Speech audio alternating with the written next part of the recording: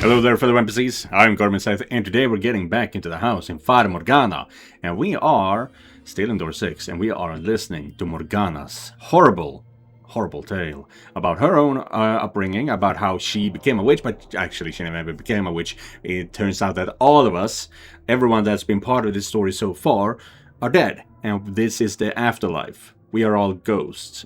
That's what's happening. That's what it seems to be going on here. And Morgana is explaining how she turned out so wicked as she is. Yeah.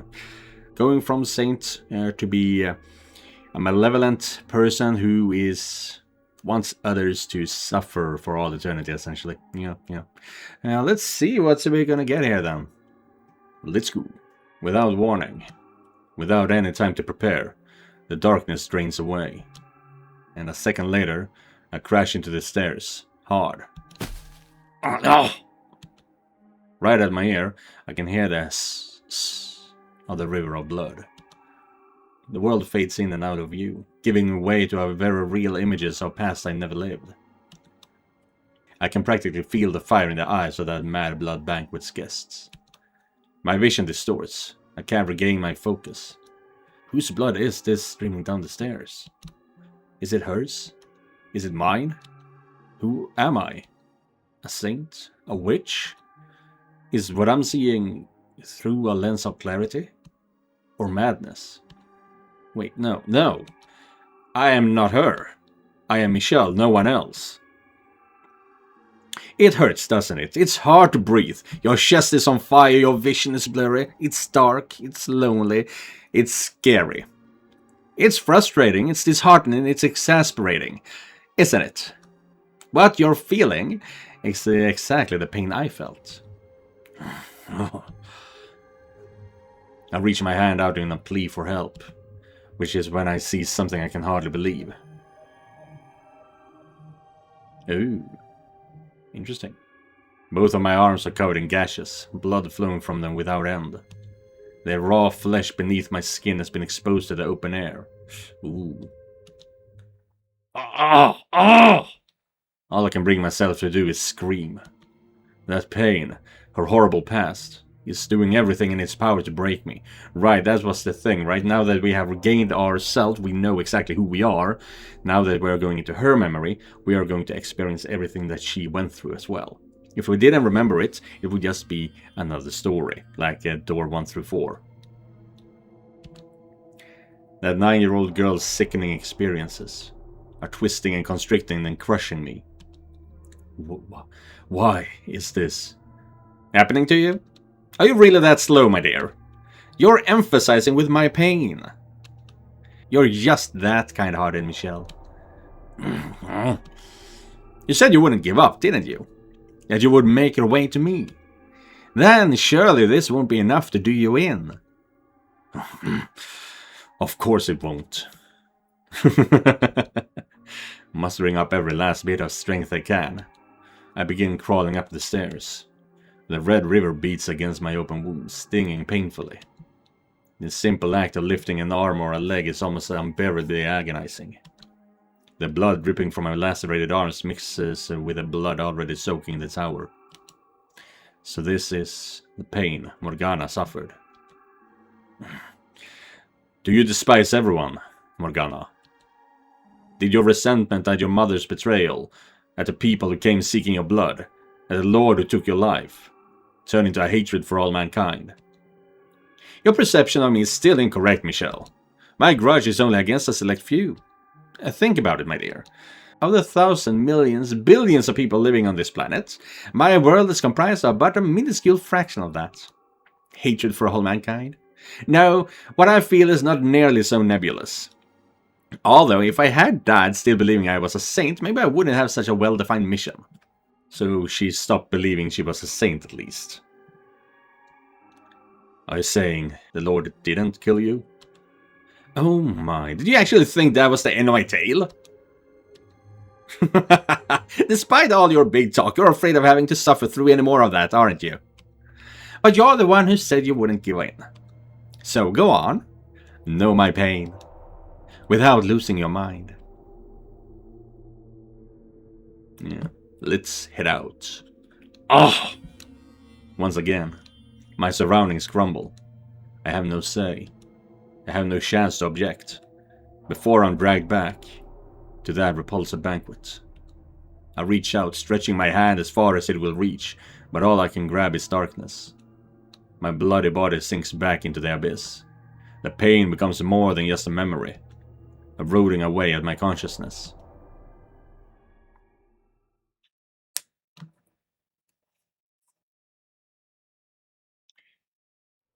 You're a damned witch wearing a saint's skin. Maybe if I had died then, I wouldn't have become the witch you know now. But that's all conjecture. Theorizing about what could have happened is an exercise in futility. But no, I did not die that day. Brought together by constant mistreatment, the Lord's slaves chose the moment to start their revolt.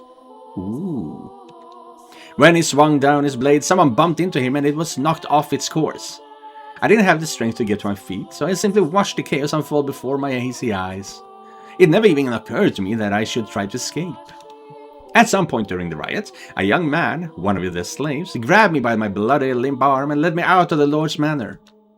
The young man brought me to a slum, a place where the people banded together in their hardship, barely scraping together enough to eat every day, let alone pay the taxes demanded of them. By the time we had arrived at a small brothel located a ways into the slum, the fog was starting to clear from my mind.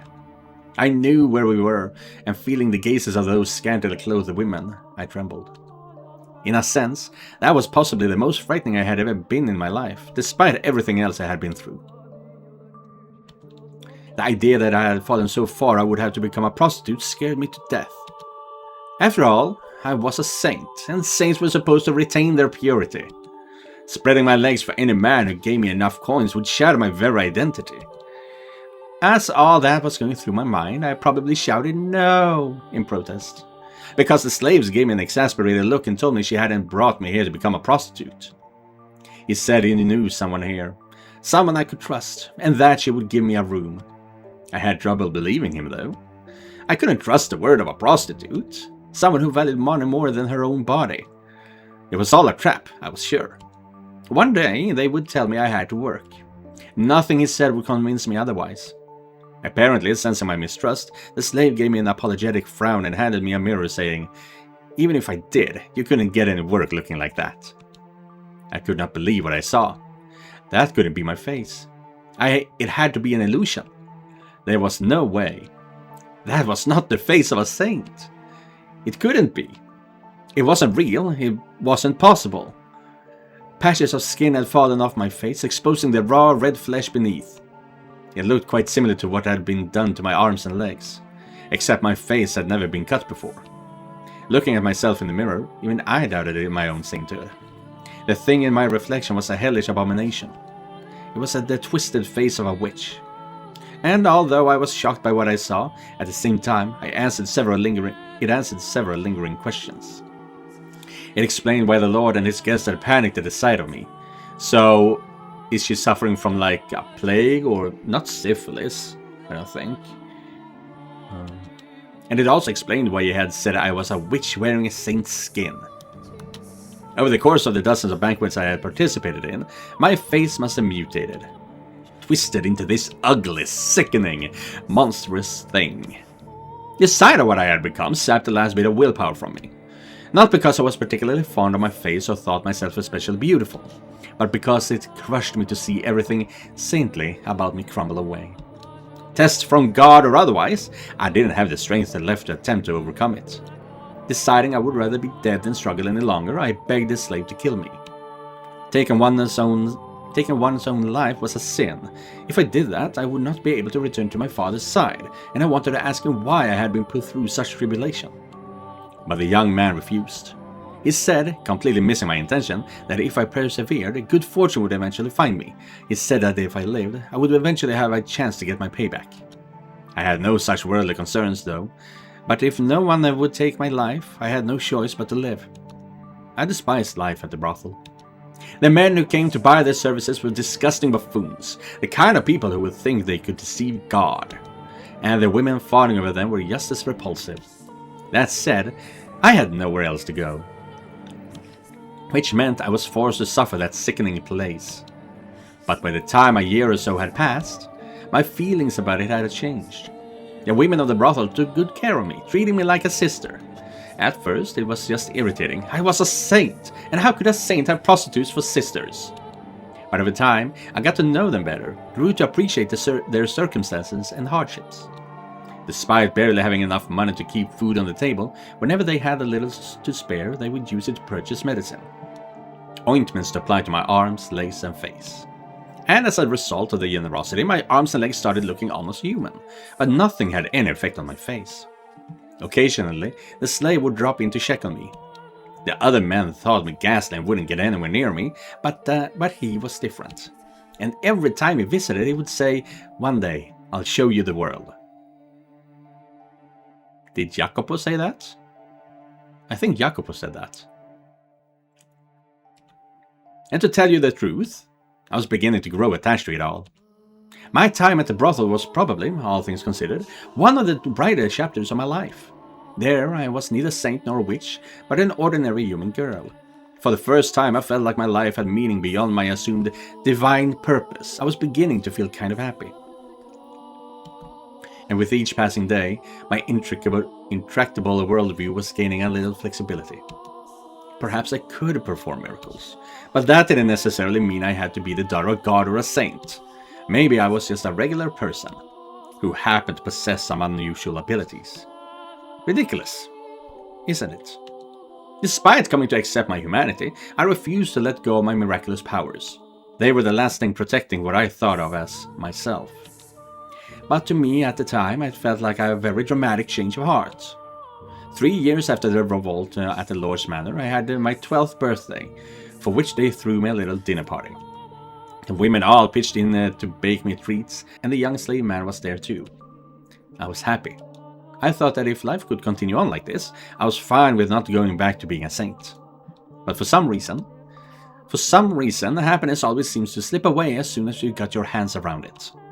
No one sincerely wants to lose it, so why must they? I certainly didn't mind not being miserable. Let me tell you what happened that night. On the night of my birthday celebration, bandits attacked the brothel. Now, bandits were hardly a rarity in that time, so everyone was always on the lookout, and we never went out at night. They wouldn't stop at robbing you either. They were armed with blades and would frequently kill their targets if necessary. But, cautious as we were helpless against a direct raid. The brothel fell into a panic, screams echoing in the night. The customers were carved up and left for dead. The women were bound and stowed away to be sold. My peaceful world was shattered in an instant. And the next thing I knew, I was some slave trader's merchandise. I don't know what became of the prostitutes who cared for me or the slave who brought me to them. I assumed the women were sold and the young man slaughtered. But regardless, I found myself being rocked around in the back of a carriage once more. The carriage was packed so tight you could barely see the floor, and it smelled like death. Sweat, urine, feces, every foul odor imaginable compressed into a tiny space. There were both men and women there, nearly all of them muttering or groaning or weeping. Everyone was young, ripe to be put to work. It didn't take me long to realize what fate awaited these people, and me. And when I did, I just sat there in silence. Then, for the first time, I cried. I was experiencing, I believe, a very human emotion. I was sad, hurt that I had been taken away from a place where I was happy. From the women at the brothel and that young man. It crushed me. And no longer did I wonder why such a thing was happening to the holy daughter of God. Something about my tears must have seemed strange to him, because one man saw me and said, "Why are you crying? Why are you crying?" He was a curious man. To start, he looked very different from anyone else. The color of his skin, the length of his nose, the shape of his eyes. Yakamoto no the beast, Bestia. Everything about him was new and unusual.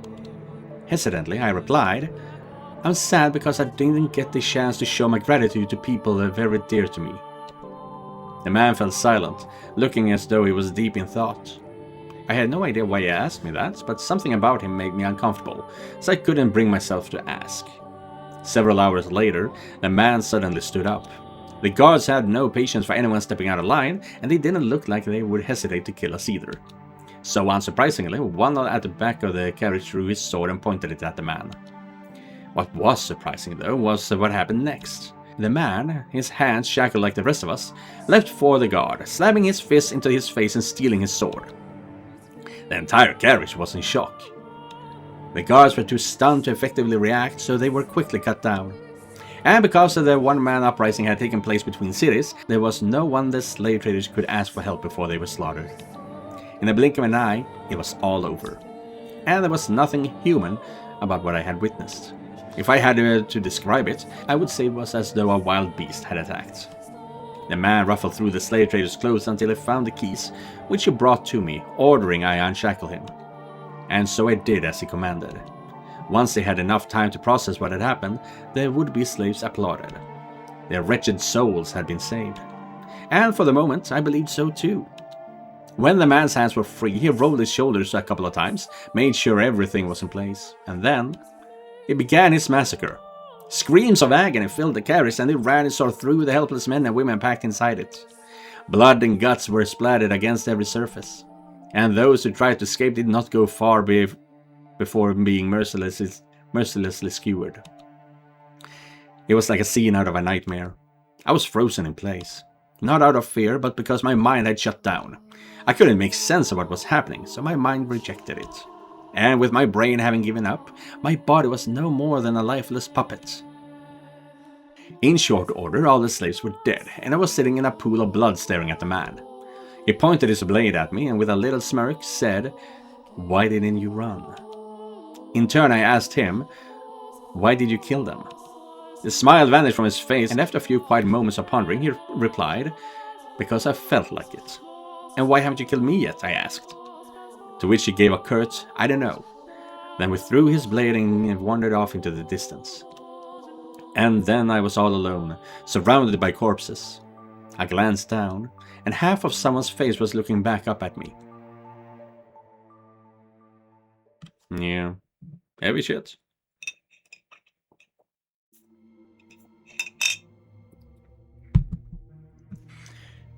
Wrapped in absolute darkness, warm blood spills onto my cheeks, my hair, my skin. Chunks of human flesh rain down on me. Make it stop! Pitter-patter, pitter-patter. There's no end to the deluge. The smell of death fills the air. I'm struck with a wave of nausea, so strong I can't hold back the contents of my stomach. But when my mouth opens to vomit, blood pours into it. Oh. What's this now? Oh! Let me go! Let go of me. Dead bodies grabbed at my ankles, dragging me down. To where?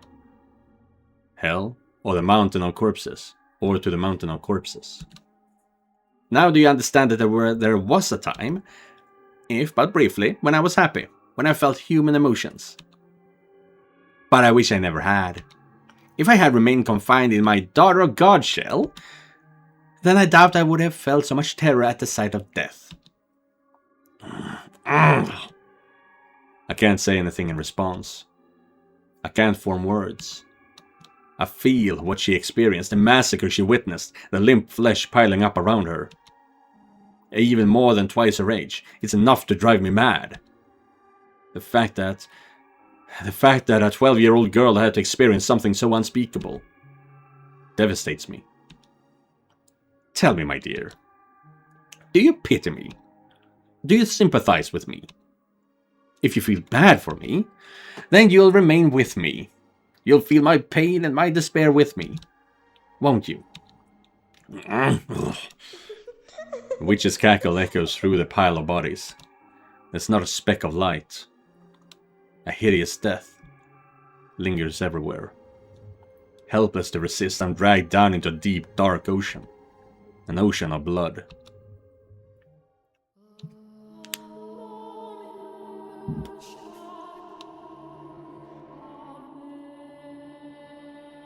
Now, on with the story.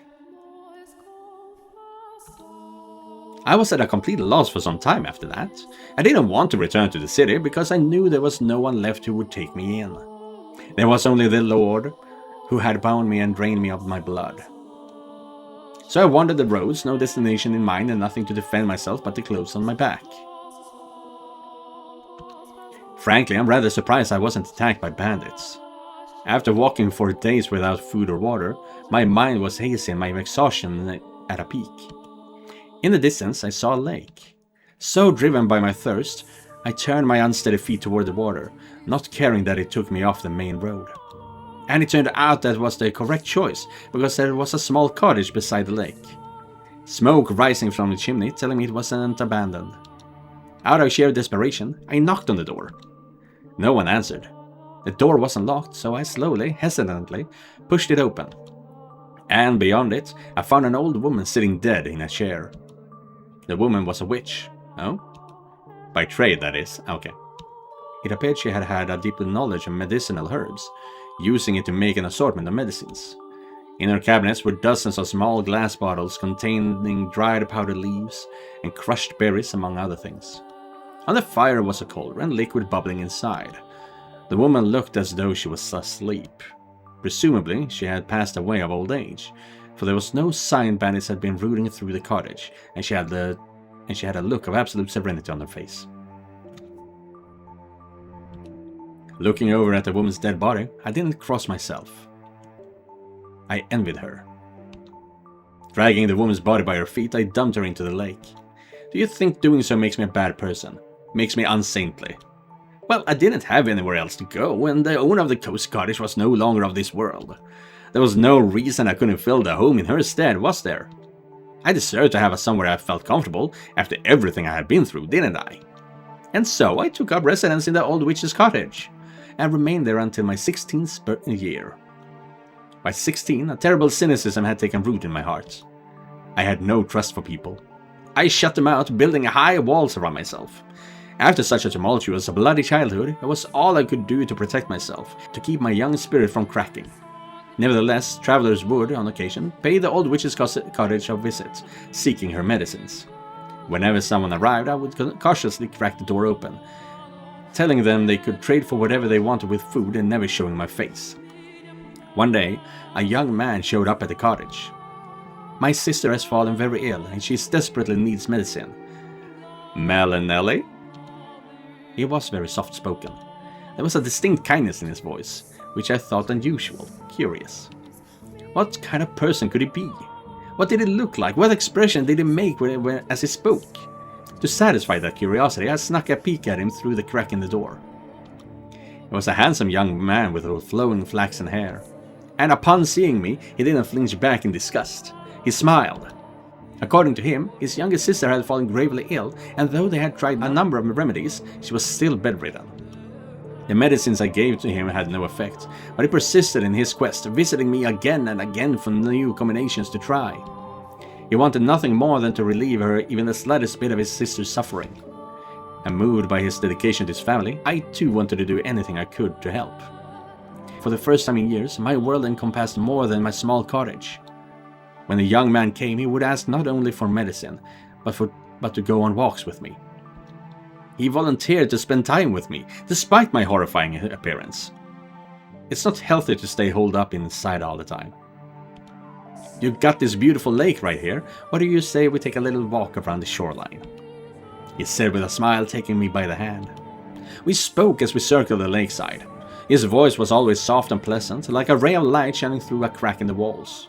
When I was with him, I felt like I could be an actual person, an ordinary girl. He talked about his sister more than anything, and whenever he did, it was at his brightest and most melancholy. The young man had been a member of a noble house, but disputes over who was the rightful heir had forced him and his sister out. Shortly after that, his sister had fallen ill and was now bedridden. I'll take anything at this point to make it better. I'll even take a miracle if I can get one. Are you now? That word, muttered beneath his breath, sparked my memory. I was a saint. My blood had healing properties. I had no reason to hesitate. Someone needed my help, and who deserved it more than this kind-hearted young man's sister? So I decided to tell him what I really was. That my blood had miraculous powers, that I had saved people. That the moment I had been born, the drought plaguing my village had come to an end. That I had been known as a saint, the daughter of God. I told him everything, and he believed it all. He led me to his house, where a pale, sickly young girl lay in bed. She was a sweet little girl with the same flaxen hair as her brother, who looked like she would have been quite spirited if not for her ailment. It was touching to see the two siblings sitting there together, quietly holding each other. I would gladly give my blood for the two of them. And so I made a new cut on my arm, which had healed considerably thanks to the slave and the women of the brothel, and let the girl drink of my blood. Neither of them had any doubts about my sainthood, and because they believed, a miracle occurred. The flaxen-haired girl recovered enough to get out of her bed. I was extremely proud of myself. I felt like, for once, I had actually saved someone's life. The only issue was, she didn't make a complete recovery. And for a few days after drinking my blood, she was in good health, but her condition quickly regressed. I was deeply perplexed by this.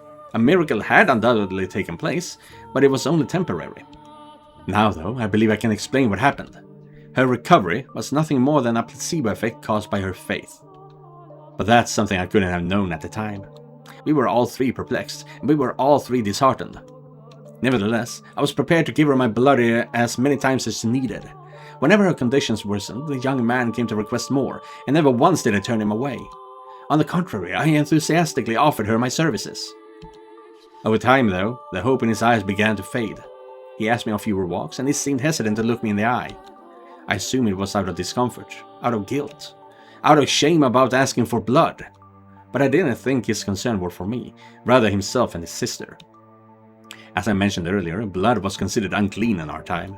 And not only was I giving mine away, I was having his sister imbibe it. Looking at it that way, it would hardly be a surprise for him, or anyone else, to think what I was doing was depraved. As time passed, the flaxen-haired young man seemed to grow more and more disturbed by me. That was what I got for opening up. That was what I got for letting his kind, warm light shine in on me. The moment things went bad, he pulled away. There were times when I thought I shouldn't have done anything in the first place, but regardless, I held fast to my original decision. I would put myself on the line for them. No one else. Just them. Even if he was afraid of me or had no interest in seeing me, I would continue offering her my blood. And I was firm in my resolve. One day, though, I received a new visitor. The young man who was still the only one I would show my face to, the only guest I had let into my walls. So, as usual, I took the man's request from behind the cottage door. But I could hardly believe my ears when he began speaking. Are you the witch with the miracle blood? First, how did he know my blood had powers? Second, why had he called me a witch and not a saint? Third, why did it sound like the man who had slaughtered the slave carriage? I told the man he had to leave. That I would not be opening the door for any reason. In response, he said, I am in need of your blood. Could you not spare a little? My blood was for the sick and needy. I would never spare a drop for a murderer like him. And I told the man exactly that, demanding he leave. All I could think about was the pile of bodies, the fountain of blood. The man drenched in crimson, wearing a ghastly smirk. I trembled behind the door, fearing he may go on another such rampage. But instead, he gave a simple, as you say, and went on his way. I let out a deep sigh of relief, which is when I realized tears were rolling down both my cheeks, like an ordinary girl. 3 days later, the flaxen-haired boy showed up at my cottage. I'm sorry for being so distant lately. I want to talk things over. Those two sentences were like a light shining from above. I wanted to talk to him too. I wanted to take a walk around the lake and listen to him talk about nothing. I wanted to experience the warmth of his world once more. And I wanted to tell him about the terrible man who had been there a few days earlier. About how scared I had been. I wanted him to tell me it would be all right. I want to talk to you too, I said, opening the door without a second thought. The light of the sun was so bright all I could make out was his silhouette. I couldn't see the look on his face or the look in his eyes. A gentle breeze blew past, and my mind froze. How could this be happening? What did it mean? Why? How? What was that man doing, standing behind him? Why was he carrying a sword? Why was he coming into my house? And why did he swing it down, severing my arm? Damn. Yeah, I think I saw images of that. I was in a daze. I couldn't make sense of anything. I didn't want to. My left arm fell out to the floor before I even knew what was happening, and then my legs gave out. The pain, searing and unbearable, came a few moments later, as I was lying in an ever-expanding pool of my own blood. I did something then that I hadn't done before, that I had resisted doing no matter how much blood the Lord had stolen from me. I screamed. It was a hideous, visceral noise, a sound I had never thought a saint could make. The same ear-splitting howl the slaves had made as the man had butchered them. I writhed, I wailed, I wept, I crawled across the floor through my own blood. I begged and I begged and I begged for my life. The man walked over and picked up my severed arm. And then, shockingly, he tossed it to the kind-hearted young man, after which he said, "That's your share. Should last you long enough." Share? What did he mean by share? What was he talking about? Why had he given him my arm, and why had he taken it? Why was he talking like they knew each other? Why? Why? I had spared blood for him when he asked, hadn't I? So why was he doing this? Was cutting my arm off and stealing it easier on his conscience than simply asking? You understand how I felt, don't you? You can put yourself in my shoes, can't you? The young man refused to look me in the eye. Holding my bloody arm in his trembling hands, he fled from the cottage as quickly as his legs would allow. The man then walked over and picked me up. I had neither the strength nor willpower to resist. Holding me in his arms, he began to speak, telling me things I didn't want to know. Things I didn't want to hear. But he didn't care. Nothing personal, I just need your blood. Without it, she'll lose her church. Oh. Pauline? Is that who? Because there was only one person he was willing to sacrifice everything for, or that he loved, because I don't think the white-haired girl actually existed. Don't take it personally. Tell me, is there anyone in this world who wouldn't feel a bit of spite after being put through such torture? How was I supposed to let that slide? No one's that much of a saint. My trust had been betrayed and I was supposed to turn the other cheek. A man had barged into my home uninvited and cut off my arm, and I was supposed to smile and take it. Is there anyone, anywhere, who doesn't feel even the slightest bit of hatred ever? Is there anyone in this world who could just laugh and brush off this level of abuse? Tell me, is there? How could I not hold a grudge? How could I not despise them? How could I possibly forgive them? Tell me, please. Tell me, how could I? She needs the money. I needed some way of getting enough money to keep her church running. So the Lord made me an offer. If I brought him the witch with the miracle blood, he would finance a whole new church for her. The Lord? Why him again? Why couldn't he leave me alone? After trying to kill me during one of his blood Sabbaths, why was he after my blood once more? Had he learned it really did have miraculous powers and decided he wanted me back? You get to be the sacrifice. To keep her church from collapsing. To keep her world from collapsing. Sacrifice? Excuse me, what? And what's all this about keeping her church from collapsing? You murdered a carriage full of innocent people. And you're trying to protect the church? You? Are you out of your mind? Churches are where people go to commune with God. To speak with my Father. How dare you soil the sanctified grounds with your filthy hands, you beast? It's insulting, sacrilegious, repulsive. Just what do you think we are? So don't take it personally, witch. I'm not a witch. I'm a saint. I was a saint. My blood existed to do the Lord's work, not to satisfy the avarice of men. Why is this happening to me? The man brought me back to the city, but instead of taking me to the Lord's manor, he brought me to a church of the city's outskirts. Though, to be honest, I looked more like an estate than a church. The church also served as a hospital, offering free care to less fortunate children, the poor and the infirm. That was when I learned why he had said they needed money. The owner of the church offered unconditional assistance to anyone who came. Even when food and supplies ran low, they would ration their own in order to keep helping others. As a result, the church was perpetually on the verge of collapse. The church was run by a woman, something exceedingly rare for the time. There were no priests. All management was handled by a single nun, who everyone referred to as the saintess. I was the saint! Why was this a woman who didn't have the ability to perform miracles being worshipped like she did? Why did the people of the city idolize her? Why were their smiles all directed at her? Why was I not in her place? The man carried me to the top of the observation tower. It was there that I had my reunion with the Lord. Oh, so the church that looked like a mansion, like an estate, is the mansion in Fata Morgana. Oh, that's cool. She made the place of her death, seemingly, her place of vengeance. That's very cool. That is like, I think that's like Monte Cristo. I haven't read it, but I think that's something like that. I was to spill my blood for the people of the city, but also for the Lord's profit. He was not offering free aid, but selling it as a medicine. He claimed it was a miracle elixir, telling no one that it was actually my blood. It was mixed with a beautiful red wine, and drinking it would cure you of any ailment. If they knew it was actually the blood of a witch, they would think it unclean. They would fear it.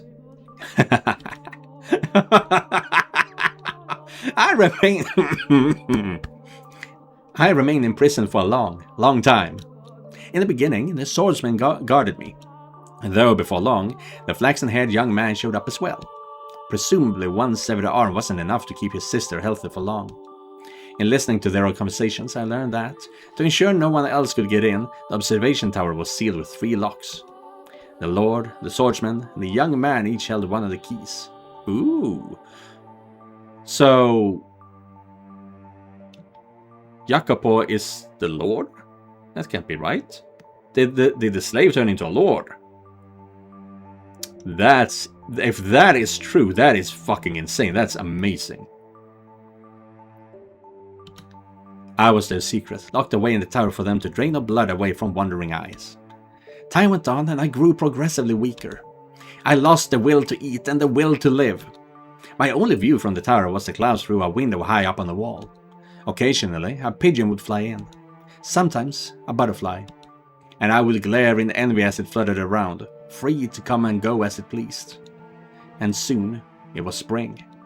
Every spring, the church held a festival to pray for the coming year's harvest and the people's well-being. I could hear the bustle from far below through the window as everyone rushed to prepare. I heard the flaxen-haired girl's voice, who had regained her health drinking my blood. I heard her brother's voice, who had betrayed me. I heard the nun's voice, who played saint in my stead. I heard the barbaric swordsman's voice, who had chopped off my arm. And I heard the Lord's voice, the root of all my suffering.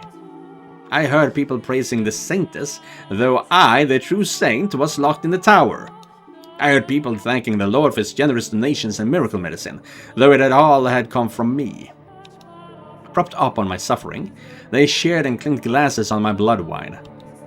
Those merry, peaceful, cheerful, spirited sinners' voices resounded in my tower. And at noon of the day of the festival, the church bell tolled. 1, 2, 3, 4, 5, 6, 7, 8, 9, 10, 11, 12, and with the 12th chime, I died. As the bell's last pealing faded into silence, the tower door swung open.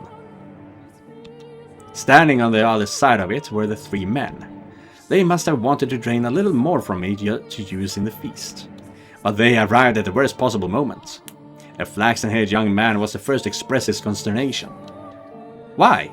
I never wanted her to die. Was she not eating?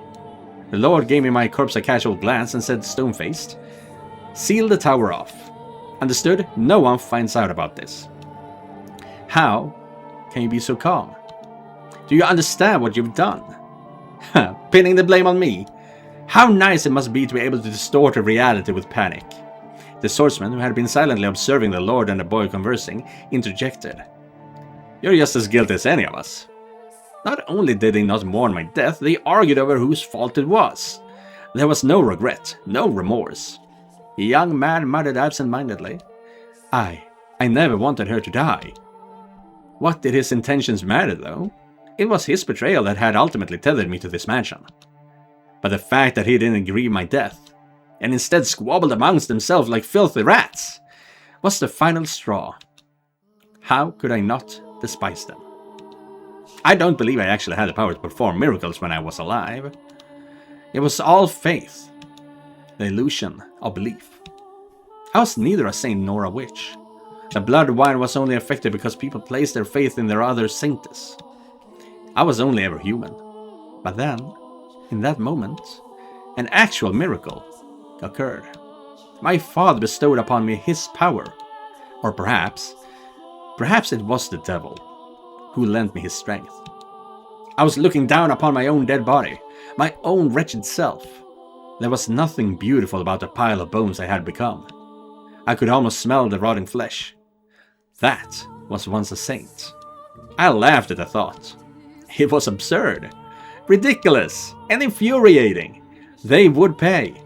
Those who had cast me into this hell, who had mocked me, who had done this to me, who had made a witch out of me. Hatred coursed through me, revulsion at everyone on these grounds still smiling. They would know just whose dead shoulders their little party was resting upon. If they wanted so badly to call me a witch, then a witch I would be.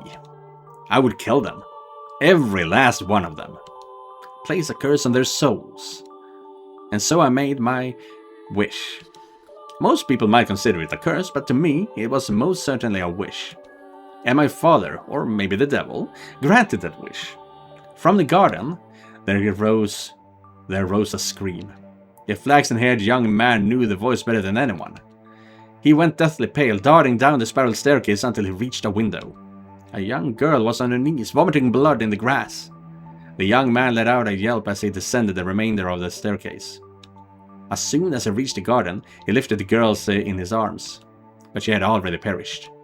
Realizing this, he cried to the heavens, saying the one thing he should have kept himself. The witch killed her!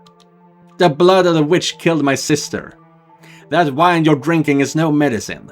It's the blood of the witch. You're all drinking witch blood. Crushed by the loss of his only family, the young man picked up a silver fork and plunged it into his own throat, ending his life. Naturally, there was an uproar.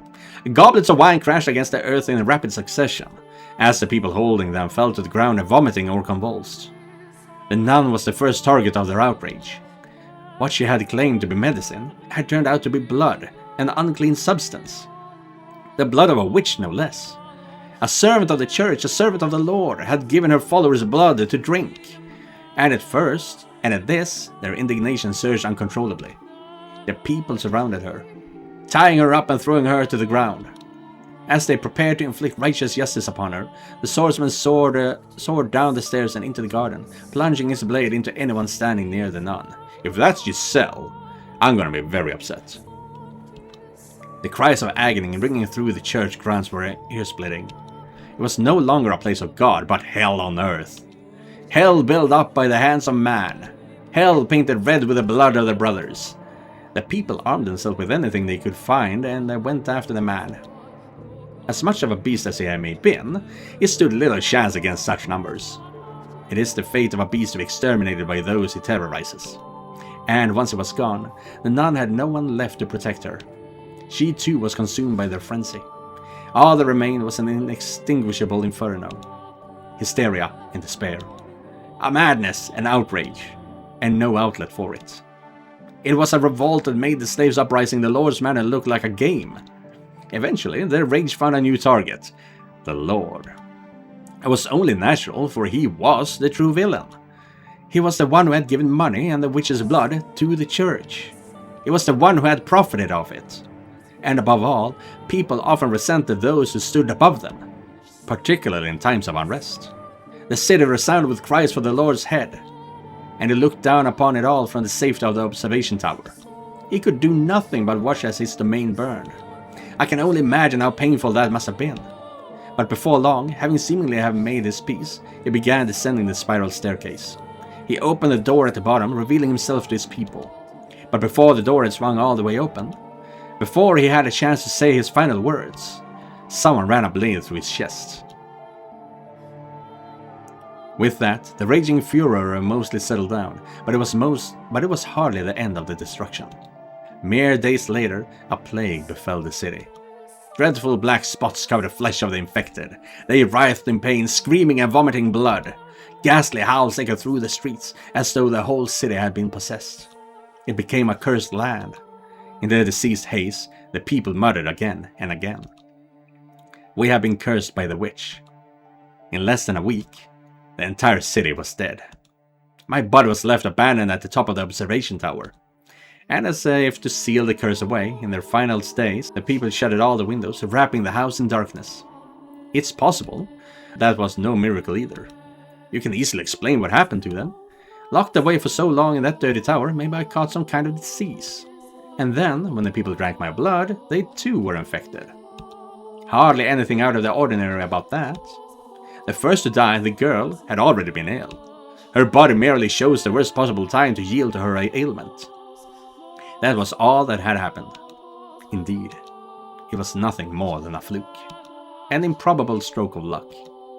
An unbelievably unfortunate accident for the city and those 3 men, and an indescribable fortunate accident for myself. But I wish to believe it was a miracle. Then even if my blood didn't have healing properties, and even if I wasn't a saint, my wish, my curse, was what caused that uprising. That was my miracle. Granted to me by God, or the devil. I choose to believe that. And that my miracle took on its true form thereafter. My curse had brought death upon the 3 men. But for whatever reason, my rancor was far from sated. They had died. So what? Death is but a transient agony. It's nothing compared to what I went through. So I made my next wish. I wished for their reconstruction.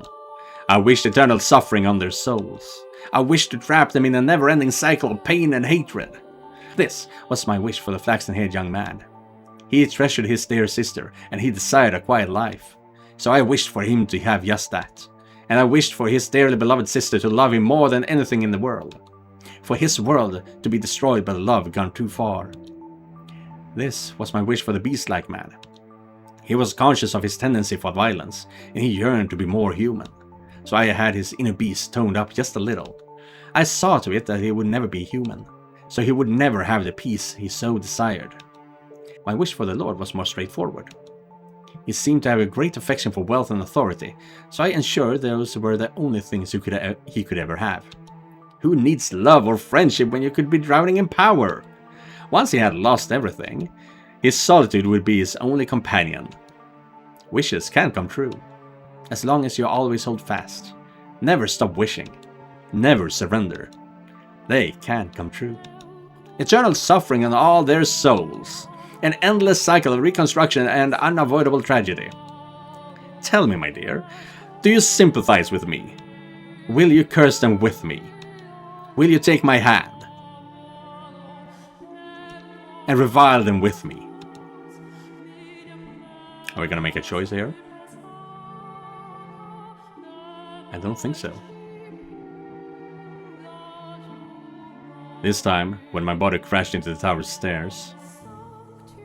We're not gonna start that one, because this is the end of today's video. This was far longer than I expected, honestly. But there was no good point to where to stop this. And honestly, this is not a perfect point either, but it's pretty good.